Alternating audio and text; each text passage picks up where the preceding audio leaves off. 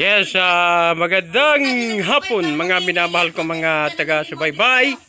At dito't nakita-kita kami ng mga pinsan ko. May nanggagaling Lucena, may nanggagaling Manila, may nanggagaling dito sa Lagadlarin. Mayroong parating pa. So nakita-kita kami kasi rito at kasi yung aming mahal na tiyahin ay pumanaw na, kaya nagsiparituhan sila at nakipag dalamhati kung tawagin. At yan nga, ganito kasi sa amin sa Batangas, sama-sama nagkikita-kita ang mga magkakapatid, magpipinsan. At ito nga, may nakita kaming hinog na langka sa puno. Binanata namin. Ayan. Sabik na sabik kami kasi sa isa't isa, kasi ngayon lang uli kami nagkita-kita. Taon na ang lumipas, maraming taon. Yan. Yung bulok, kakain pa ng kambing yun.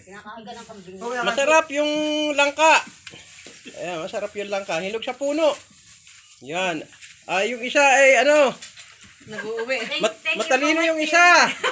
Inuuwi ang kalahati. Oy, bigyan mo si Vera naman. Kawawa naman to. Tama na. Isarap mo na yan.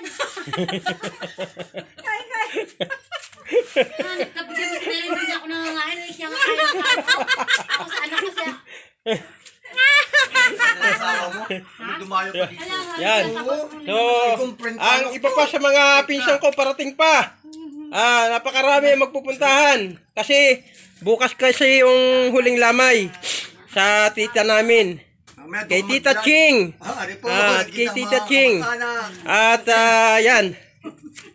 Pupunta kami dun sa kabila kasi dun sa kabila nakaburol yung tita namin. Cut na. Cut mo na. Yan, at maraming salamat. Thank you for watching. Mabuhay po mga minamahal kong mga taga-subaybay.